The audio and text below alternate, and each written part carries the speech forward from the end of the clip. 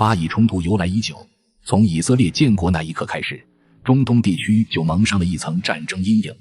其实当年毛主席也曾经密切关注过中东地区发生的一系列冲突。那么对于这些事情，毛主席又是如何看待的呢？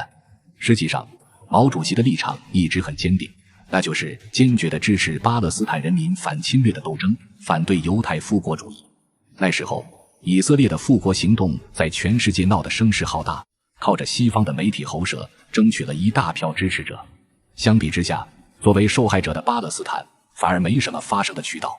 但是不管以色列对外塑造出的形象多么的无害，毛主席依然看透了这个国家的本质。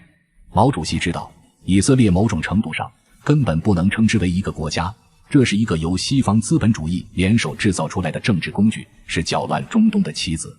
1964年，巴勒斯坦巴解组织的领导人阿拉法特秘密访问了中国，并得到了毛主席的接见。到了1965年，阿拉法特更是率领代表团正式地访问了中国，中国和巴勒斯坦由此结下了深厚的友谊。而毛主席所喊出的那句口号，坚决支持巴勒斯坦人民的正义事业，反对犹太复国主义，也在巴勒斯坦内部流传甚广。毛主席一系列支持巴勒斯坦的举动，对这个国家而言是绝对的雪中送炭。因为那时没有几个人在意巴勒斯坦的死活，以色列凭着西方援助的军队武器，将中东国家玩弄于股掌之中。中东人民在绝望之下的反抗，被西方媒体轻描淡写的一笔带过。而且当时各个中东国家之间因为不同的利益取向始终存在分歧，这样的分歧和矛盾又被西方进一步的渲染夸大，导致中东的诸多国家在很长一段时间里几乎成为了被全世界嘲笑的对象。在这种情况下，巴勒斯坦可谓四面楚歌。而这个时候，中国能够不顾来自西方的胁迫，坦然地向巴勒斯坦伸出友情之手，这自然是巴勒斯坦不能忘却的。而且毛主席在阿拉伯地区的影响力要超乎人们的想象。迫于以色列的军事压力，当时巴勒斯坦以及中东地区的其他国家想要在同以色列的较量之中取得胜利，便只剩下了一条路，那就是打游击战。而如果论打游击战的话，没有人能超过毛主席。所以当年中东地区的战士们几乎每人都熟读2本书，那就是毛主席的《论持久战：抗日游击战争的战略问题》。他们对这位来自遥远东方的军事家非常崇拜。直到现在，毛主席的军事方略依然广泛地应用于中东的反抗组织之中。对阿拉法特而言，毛主席更是如同他的人生导师一般，他一生对于毛主席都非常尊敬。1991年，已经成为巴勒斯坦总统的阿拉法特前往上海访问，接受了记者的采访。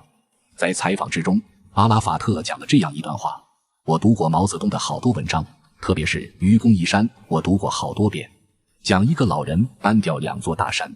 毛泽东说，为了搬走大山，可以子子孙孙一代接一代去做。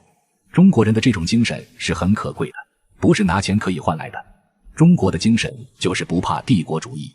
我也不怕帝国主义，我就是毛泽东说的愚公，要搬走帝国主义这座大山。毛主席给予巴勒斯坦人民的支持，不仅仅是精神上的，也有物质上的。1965年，我国还曾经接待过巴勒斯坦解放组织的委员会主席舒凯里。当时中国方面向舒凯里表示，愿意全力支持巴勒斯坦人民的反抗斗争，同时为巴勒斯坦提供武器和其他方面的援助，这些援助都是无条件的。此外，毛主席还热心地向舒凯里分享了一系列革命斗争的经验。这也就是为什么后来毛主席游击战的思想在中东地区广泛传播的原因。对于斗争结果，毛主席始终是乐观的。他对阿拉法特和舒凯里都说过，帝国主义还是怕人民的，你们和以色列之间的矛盾是大有希望的，只是胜利的过程要曲折一些。毛主席再次道出了战争的本质，这不是以色列与巴勒斯坦2个国家之间普通的领土争夺，而是一场帝国主义对于第三世界国家人民的压迫。所以声援巴勒斯坦是正义一方的必然选择。此外，毛主席还给了阿拉法特一些很实用的建议，这也基本上是毛主席在几十年的漫长革命斗争之中总结出来的宝贵经验。比如说，对于犹太人，也要团结其中一切可以团结的力量，在国际上也要尽力地动用外交手段。一方面不能放弃和以色列之间的暴力斗争，另一方面要尽可能地让巴勒斯坦独立建国，在国际上获得合法性。毛主席的这些建议是相当切合实际的，因为从巴以冲突以来，巴勒斯坦人的处境一直非常尴尬。以色列背后有着英美等诸多社会主义国家的支持，而且全世界的犹太精英在以色列复国这一问题上也空前的团结，导致巴勒斯坦的苦痛在联合国那里始终不痛不痒。更痛苦的是，以色列复国的这片地盘本来就是属于巴勒斯坦的，以色列拿着一本圣经，莫名其妙的要巴勒斯坦归还他们2000多年前的土地，这简直是无稽之谈。可却架不住对方势力太强，颠倒黑白，最后巴勒斯坦只能眼睁睁地看着联合国通过了以色列复国的决议，莫名其妙地丢失了大半领土。而以色列贪婪无度，在成功复国之后，又不断地派出军队蚕食属于巴勒斯坦的另一半领土，导致巴勒斯坦人生活的范围越来越狭窄，最后甚至大部分人都被赶到了荒漠之中。在这种环境下，阿拉法特和无数的巴勒斯坦人民选择和以色列斗争到底。不过双方之间的军事差距是肉眼可见的，何况巴勒斯坦所占有的资源本就很少，长时间的打下去，巴勒斯坦方面的解放组织无法坚持。所以在1988年，阿拉法特做出了一个巨大的让步，那就是接受了联合国的181号决议，在所剩不多的领土上正式宣告了巴勒斯坦国的成立。阿拉法特当选为巴勒斯坦的第一任总统，而在当选总统之后，阿拉法特开始为和平努力。因为长期的战争已经让巴勒斯坦人民身心俱疲，在以色列无休止的轰炸之下，巴勒斯坦几乎没有任何可发展的空间，所以他们必须要喘口气。1993年，以色列和巴勒斯坦两国首脑正式会晤，几十年来，双方终于达成了第一次和解。当然，对于巴勒斯坦而言，和解背后是无数要咬牙咽下的委屈。以色列对于巴勒斯坦的让步自然很高兴，因为打了这么多年，以色列本身也付出了巨大的代价。当然，以色列并不会为自己的罪行反思，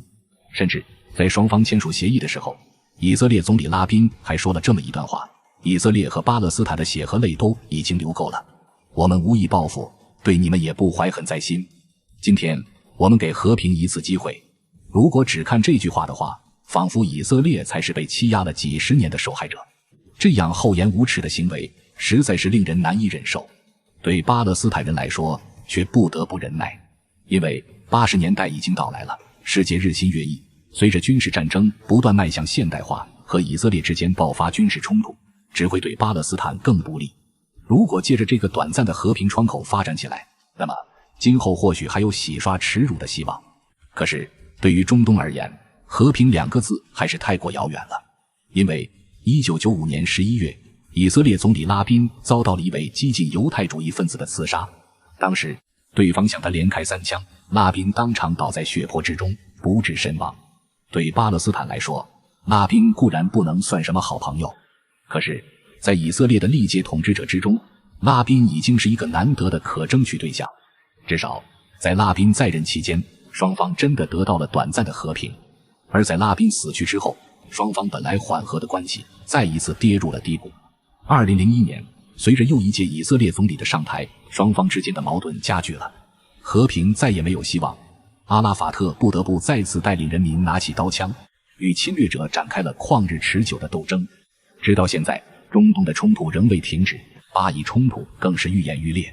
至于冲突为什么会持续的那么久，其实关键就在毛主席当初说出的那4个字：帝国主义。看上去巴以冲突的参与者只有巴勒斯坦和以色列，但事实上以美国为首的帝国主义才是操控战争的那双手。在40年代，美国不顾巴勒斯坦人民的心愿，操控联合国强行通过了以色列复国的法案，由此掀开了中东地区几十年来的悲剧。让以色列充当打手的同时，美国自己也没有闲着，接连入侵了阿富汗、伊拉克等国，把中东地区变成了全世界闻名的火药桶。而美国这样做是踩着中东地区一个个鲜活的人命为自己铺平道路。例如7、80年代，美国对中东地区的一系列动作很显然是为了牵制苏联，把苏联拖进战争泥潭之中，由此让自己成为全世界唯一的霸主。而现在美国搅乱中东地区的局势，同样还是为了巩固自己的霸主地位。世界越乱，美国的权威就越高，这次的巴以冲突其实还是之前的老剧本，美国依旧不遗余力地为以色列提供援助，甚至在战争陷入僵局之后，美国还气势汹汹地要把航母开到中东地区附近。可是习惯了耀武扬威的美国，习惯了接受美国庇护的以色列，这一次真的还能成为胜利者吗？恐怕他们的前景也并不乐观，因为人们从这一次的冲突之中发现了一些不寻常。在过去一次又一次的中东战争之中，以色列始终是保持绝对优势的，不管是实际的战场还是舆论上，以色列都得到了绝对的偏向。可这一次，人们看到的是以色列国际声望的崩塌。以色列对加沙人民的所作所为激怒了全世界，就算是一向被西方资本控制的媒体，也陆陆续续出现了很多反对以色列的声音。现在绝大部分西方公众人物都不敢公然地为以色列发声了，